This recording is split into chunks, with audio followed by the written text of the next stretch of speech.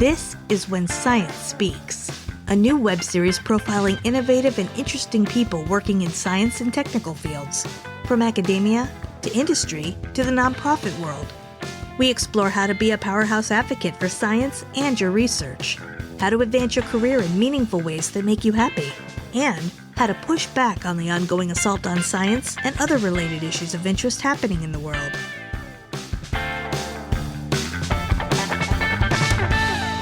Well, hey everyone, it's Mark Bayer, and you are tuned into When Science Speaks. Thanks so much for being here. Today's episode is brought to you by Bayer Strategic Consulting in Washington, D.C., which helps scientists and engineers get funding, gain influence, and build relationships with the stakeholders who matter most. It is such a great pleasure to have Kris Kelso on the show today. Kris is a keynote speaker and entrepreneur. He's also the author of a new book called Overcoming the Imposter, Silence Your Inner Critic and Lead with Confidence. He's certified as a leadership coach. He's also worked with hundreds of entrepreneurs, business owners, and leadership teams. He's an advisor and instructor at the Nashville Entrepreneur Center.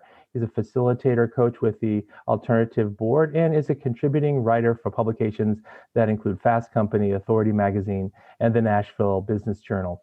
He's founded multiple companies, and Kris has also served on the boards of directors of several nonprofit organizations. He's an active member of Cornerstone Nashville, where he serves as an elder, teaches, and coaches other leaders. Kris has also developed a reading list for entrepreneurs, and we will put that in the show notes, the link to Kris's list. It is great to have you. Thank you, and welcome to the show, Kris. Thank you so much, Mark. It's great to be here. I'm looking forward to the conversation. Now, your book is just so important. It deals with a topic that many people experience and struggle with, imposter syndrome, which of course is related to anxiety. And one of the things that you wrote about, this was in your Fast Company piece also, that particularly attracted me to your perspective on this issue is the similarity in neurological terms of brain activity triggered by anxiety and also activity triggered by excitement. And you described how someone who's dealing with feelings of imposter syndrome could use sort of this similarity or this proximity in a way for managing imposter syndrome. And I would love for you to share with listeners some more information about that.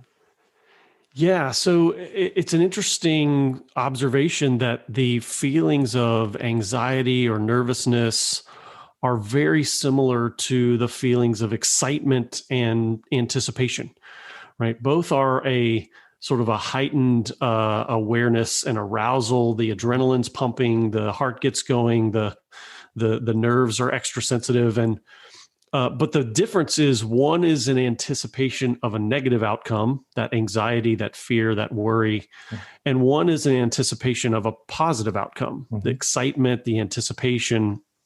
And so, one of the poor pieces of advice that people get when they're nervous, when they're going into a situation where they're afraid of failure or they're stepping out on a stage and they have those butterflies or whatever, people say, calm down, just take a deep breath and try to calm your nerves. And the reality is that's really, really hard to do. It's hard to calm yourself down. It's hard to, sort of take back all the adrenaline once it's coursing through your veins.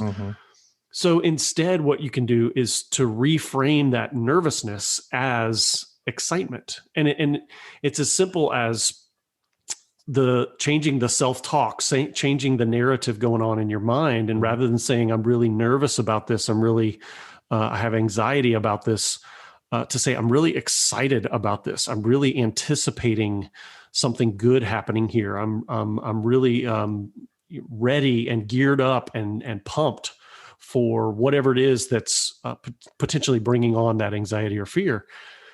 And the way that this relates to imposter syndrome is that oftentimes imposter syndrome attacks us when we're walking into a situation where we may feel in over our heads. We may feel intimidated. For instance, you're walking into a situation where you're going to meet some people that you have admired and respect, and you're really worried about looking like a fool or saying something stupid or not being respected by them the way they are respected by you.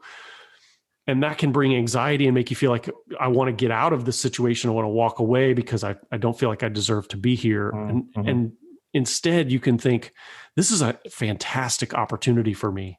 And even if I am a little bit in over my head, even if I don't quite measure up to these folks, the way that I'm going to get there is by spending time with them. The way that I'm going to become better is to be in the company of people who are going to push me and drive me to be better. Mm-hmm. So just simply reframing from I'm nervous about meeting these people to I'm excited about meeting these people, and I'm anticipating the good things that can come from being in this situation where I'm maybe a little in over my head, rather than thinking about all the potential negative outcomes, the potential catastrophes that could overtake you, which most of the time are just overblown and overimagined in our minds anyway. Mm-hmm. Mm-hmm. Just wonderful and so insightful and so important. This is an opportunity. This is a real opportunity for me, as you pointed out. And I also was thinking about, as far as the reframing goes, it's almost like, there's this fork in the road somewhere neurologically up there in that gray matter or wherever. And, you're when you're anxious, you're taking that one fork. When you're excited, you're taking the other. But to calm down would mean walking all the way back down the path pretty far away from that fork, which, as you pointed out, is so difficult. So this is just a little bit of a shorter distance, and that makes all the difference. I also want to ask you about whether you feel imposter syndrome is something that can be overcome, or is it something that we just have to learn to cope with? Well, there's sort of a twofold answer to that question. Imposter syndrome is a pattern of thinking. It's a pattern where someone doubts their accomplishments, doubts the reality of their success. And really what we tend to do is we overvalue the accomplishments of other people and undervalue our own accomplishments. Mm-hmm. And so I think that in my experience, in my study, it can be overcome in certain areas of your life. In other words, you eventually reach a point in a particular aspect of your career that you have a lot of experience and a lot of credibility and a lot of confidence based on your history and track record.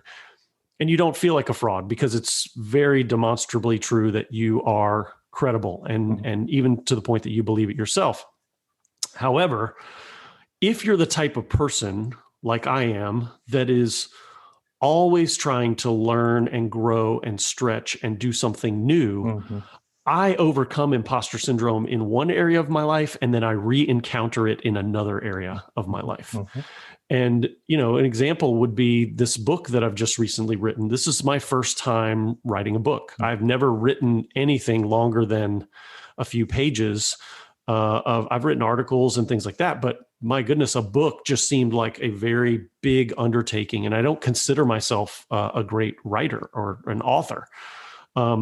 Now I've founded multiple companies and I've spoken on large stages and I've done lots of other things that, I may have had imposter syndrome early on, but I've gotten to the point that I feel like, yes, I'm really good at that and I'm comfortable and confident in those areas. But then I went to write a book and I had to just walk through that process all over again of asking myself, am I really qualified to do this?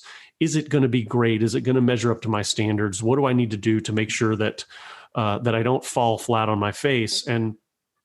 And so the great thing is I was writing a book about imposter syndrome. I'd been studying imposter syndrome. And so I was able to use a lot of the same techniques and tactics that I recommend to others on myself to give myself the comfort and the confidence that, yes, I can do this. And a lot of those doubts are just mind games in my head. And I need to reframe my anxiety about writing this book into excitement about the potential and the opportunity that's there. Yeah, I mean, and it's sort of doing research, on yourself, kind of, and really increasing your ability to empathize because you're experiencing it yourself like that. I would love for you to talk about some of the reactions to the book. I mean, it's coming out at so many people are anxious for a variety of reasons. Obviously, healthcare concerns are one, but also, professional opportunities or the lack of those, maybe people having to stretch themselves and move into a field where they're not an expert, so to speak, however they want to describe that based on what's happening, with the economy. And so they are in situations that might be unfamiliar. Can you share with us some of the stories, some of the reaction that you've had from readers? Yeah, it's been absolutely phenomenal. Some of the stories and texts and pictures and emails that I've gotten from people, because I wrote the book primarily about entrepreneurship. I'm an entrepreneur. I've been an entrepreneur for more than half of my career, and I spend a lot of time with entrepreneurs as a coach and a mentor. And so I primarily wrote this about the entrepreneurial experience, but I have heard from fighter pilots and pastors and school teachers and scientists and corporate executives in large companies who have said, this book has not only resonated with me, I see this experience happening in myself and among my peers, but it has really changed my thinking. And so just a handful of examples. I know some people that are now writing their own books because they didn't feel qualified, they didn't feel capable, and then reading my story and hearing me say that very thing, that I struggled with that as a form of imposter syndrome, and yet wrote a book, gave them the confidence and the recognition that they could do it. And I've had, people tell me about new business endeavors, or really just leaning into a new opportunity that they were afraid to step into because they didn't feel like they had all the information, all the answers. They didn't know it fully. And so they felt like I just got to keep learning, keep experimenting, or keep investigating. And now they've got the boldness to say, you know what, I'm just going to step into it and learn along the way. Because in reality, that is how we learn. We learn by doing. We learn by trying and failing and trying again, by experimenting. And so hearing some of the stories from individuals about how they're changing their thinking about trying something new has just been so inspiring and encouraging to me. Oh, absolutely. Being able to have that kind of positive impact. Many listeners are scientists, and they really focus on an area of whether it's social science, natural science, and becoming an expert in their specific specialty. And I think a lot of times scientists can be particularly susceptible to imposter syndrome because their definition of expert is different from sort of just the general understanding of expert when you're out there in society. Within academia, expertise can really be defined as you've published on this, you're spending all your time on this one particular issue, and then in comparison to that, looking around and saying, well, I'm nowhere near that when it comes to these other issues, so I better not wade in here, interact here, or stretch myself to that area because I'm not an expert as defined in academia. Yeah, at one point as I was writing the book, I was working with my writing coach, and I tried to make sure that I studied all the research I could find and that I cited research in the book. And, I wanted my assertions to be well-founded. But there were a couple of areas, a couple of observations that I made that I just said, I can't find any research to back this up. This is just what I've seen. And I made the comment of, I need to find an expert to corroborate this. And my writing coach said, Kris, you are the expert. You've been studying this for years and years, and you know more about this than anybody I've ever met or heard of. You're writing the book on the subject because you are the expert. Don't feel like you have to back up every single thing with someone else's information. There's a time and a place to say, now, I may not know everything about this. And I think that's one of the problems we run into is we think of expertise as perfect and complete knowledge about something. And that is just simply never the case. There's always more to learn. There's always something else to be added. And I still can learn some things about imposter syndrome. But my goodness, if there's an expert on imposter syndrome out there, I'm certainly in that group because I've just spent so much time and dedicated so much of my recent career to understanding and applying this phenomenon and these principles to myself and to others. So I think there really does come a time when you have to just accept the title of expert or the label of expert, even when you don't quite feel it. But it's all very relative, right? The expert on some field is just the person who knows the most about that, even though they may only know 5 or 10% about it, but it's new.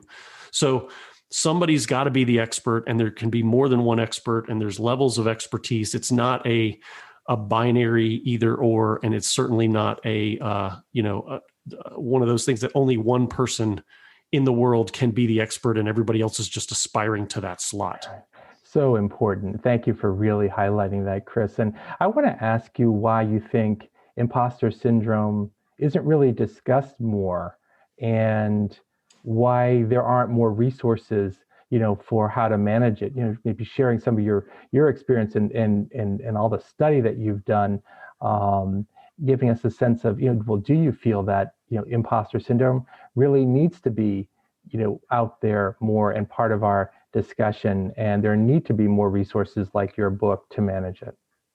Yeah, the interesting thing about imposter syndrome, as I began to dig into it several years ago, is that it has this sort of insidious self-reinforcing quality about it, because imposter syndrome by its nature will cause you to feel like you're the only one. Mm-hmm. Imposter syndrome makes you think it's a false belief that everybody else has it together, but I don't quite know what I'm doing, and I'm just figuring this out along the way, and I don't measure up. I don't deserve to be here. But it's also the belief that if anybody ever figures that out about me, I'm going to be in trouble. Mm-hmm. I'm going to be exposed as a fraud, and it's all going to come crumbling down. And so what happens is we feel this way, and we feel like we have to be very guarded, and we can't talk about that feeling, because that would be the uncovering of us being a fraud, of us being an imposter.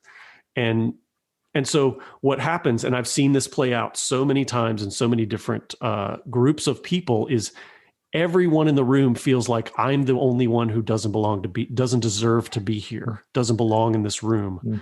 And every single person feels that way, but no one will say it, because they're all trying to measure up to one another. Right. And so it has this self-reinforcing quality where we feel like a fraud. We don't talk about it. Therefore, we don't hear anyone else say they feel like a fraud. So it reinforces the idea that we're the only one that feels that way, which just makes us feel even more like a fraud. And once I saw that pattern, honestly, Mark, that's one of the reasons I decided to write a book and tell my story. Mm-hmm. Is I said, somebody's got to break that cycle. Somebody's got to be the one to stand up and say, no, this happens to a lot of us. I've talked to hundreds of entrepreneurs who feel this way. I've felt this way. And you can feel like an imposter and still be very successful.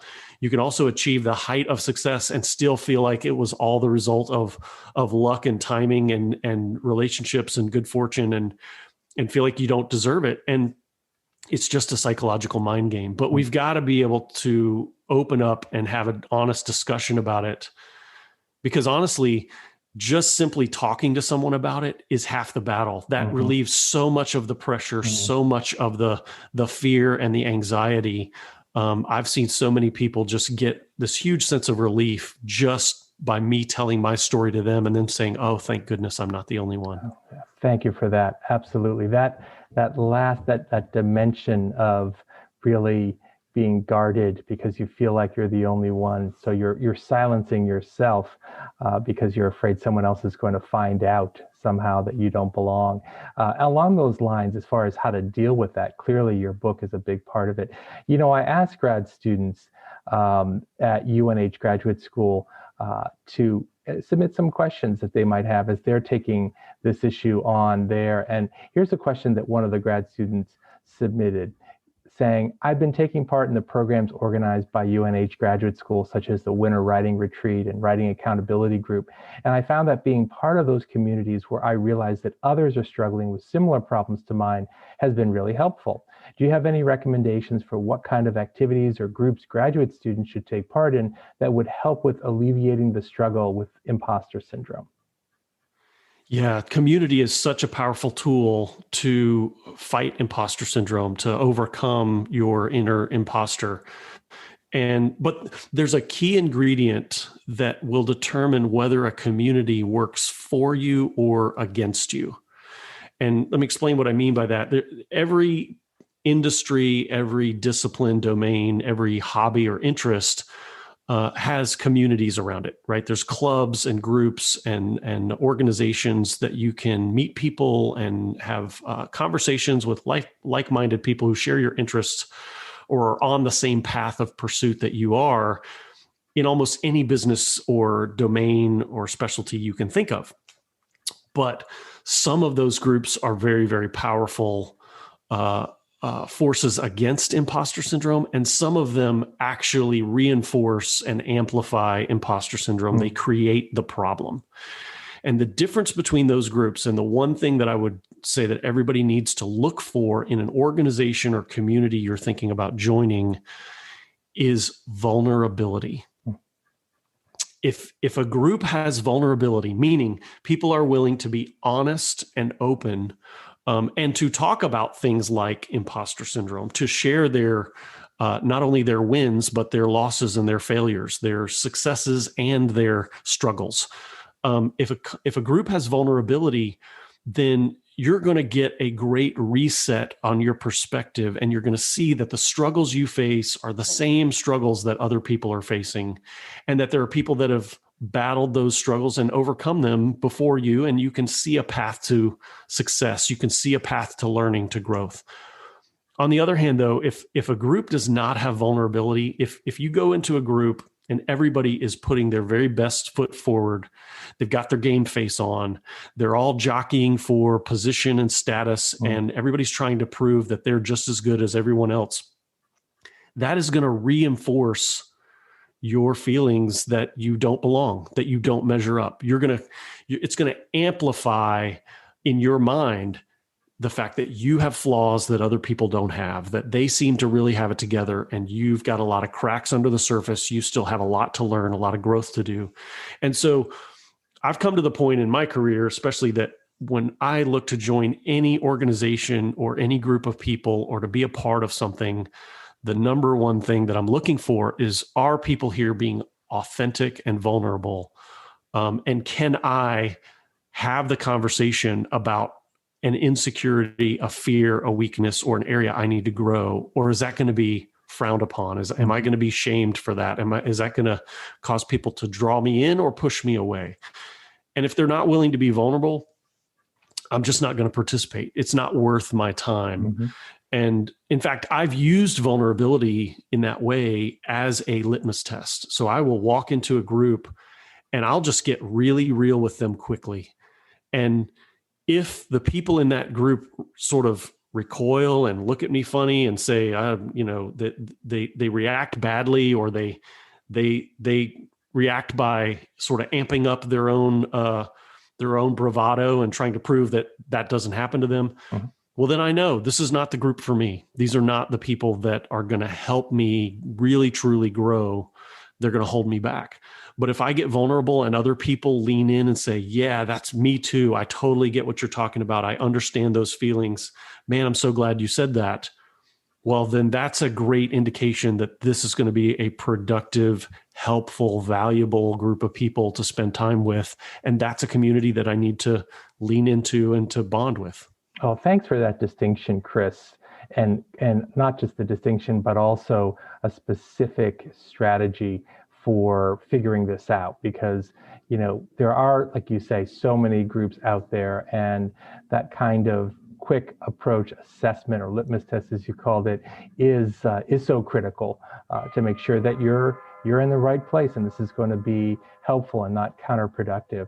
As we wrap up, I want to ask another question that was submitted from a leading professor at UNH Graduate School. And she asks, can you speak about imposter syndrome using an intersectionality lens? So how may we be experiencing and addressing imposter syndrome differently when our multiple and intersecting identities are considered, for example, addressed differently in cases of a white male or a Black female or an international graduate student? Are there any similarities or differences? Anything that educators who, like this leading professor at UNH, is working on? Anything that educators should keep in mind as they're trying to help their diverse student population cope with or overcome imposter syndrome? Yeah, this is a great question and a really important one. There's a misperception about imposter syndrome that it more adversely affects women or minorities or different groups, and some people feel like that perhaps white males are just impervious to it because they're all very confident and they have it all together. But empirically, the data shows, research shows that imposter syndrome is experienced by all kinds of people, and at similar levels, but for different reasons. So let me explain that. One of the things about imposter syndrome that makes it difficult for people to identify with one another and talk about it is that it is very, very personal.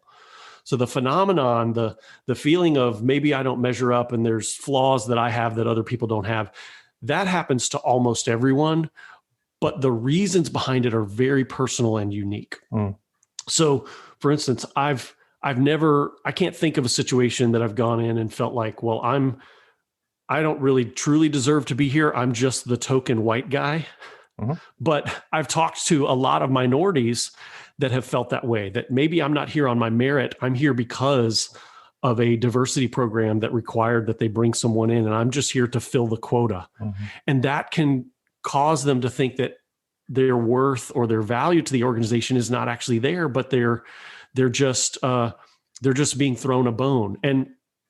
And maybe in some cases that's true, and that's unfortunate that it turns out that way. But oftentimes that's not the case. That's just the narrative that your mind is telling you, that self-doubt is looking for any excuse to creep in and erode your confidence.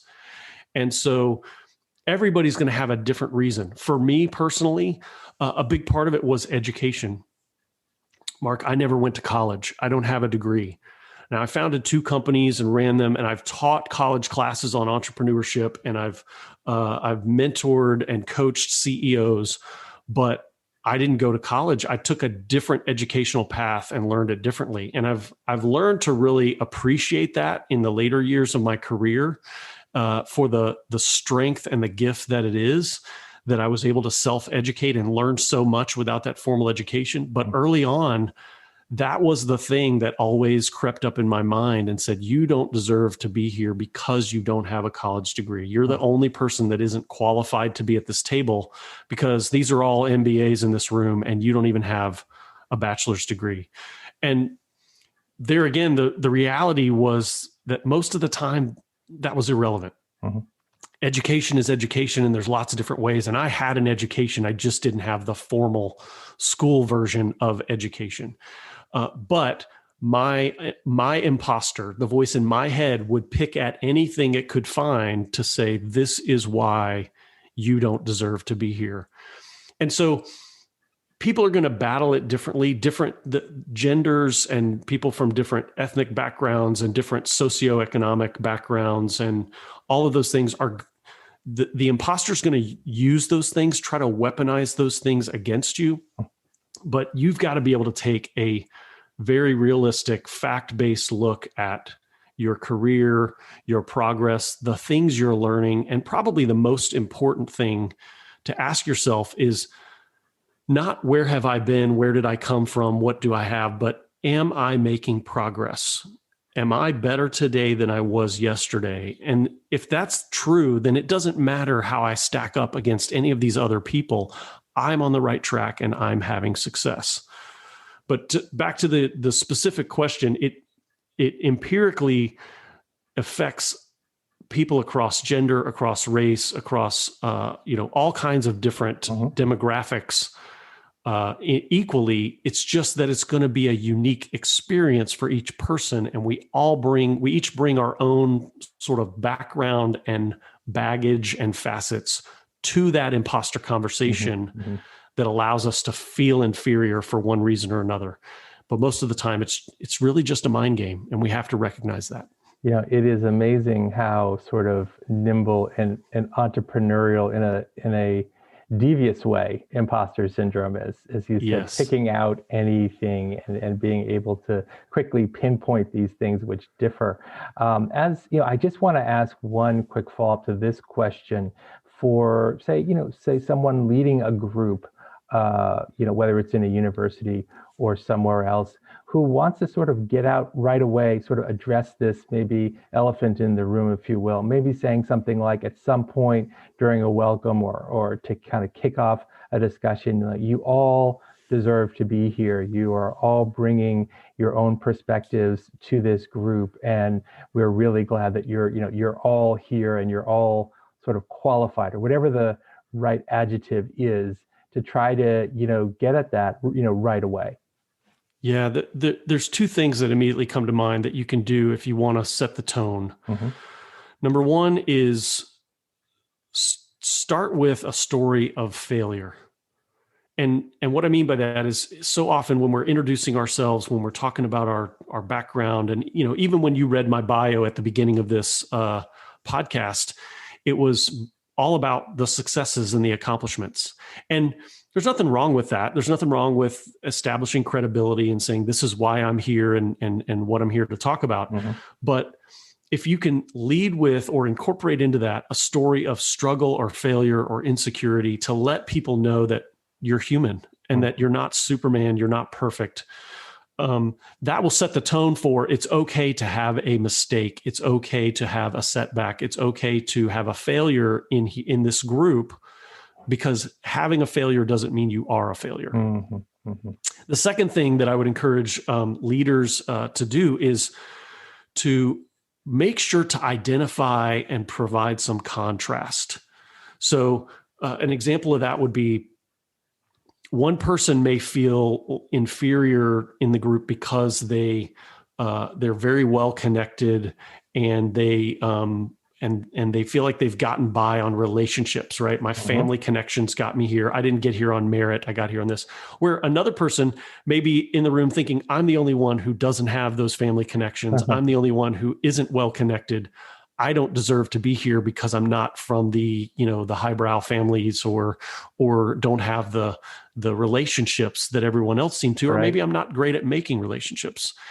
And so if you can draw attention to the fact that two people may feel inferior about the exact opposite things, and that neither one of those actually makes you the one sore thumb, the one elephant in the room that stands out, the one person that doesn't belong, but that we all bring something different, and that those unique qualities of our stories are valuable, and we can all learn from each of them.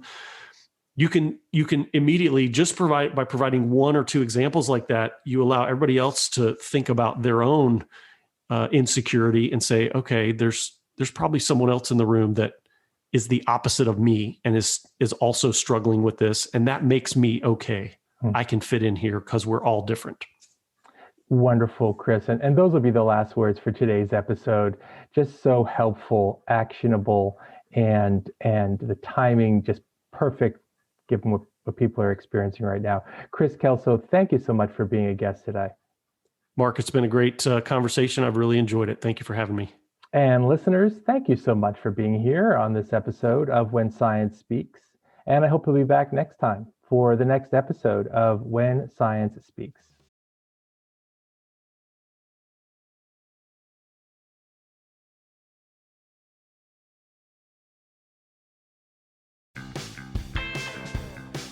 Thanks for listening. Be sure to click subscribe. Check us out on the web at whensciencespeaks.com, and we'll see you next time.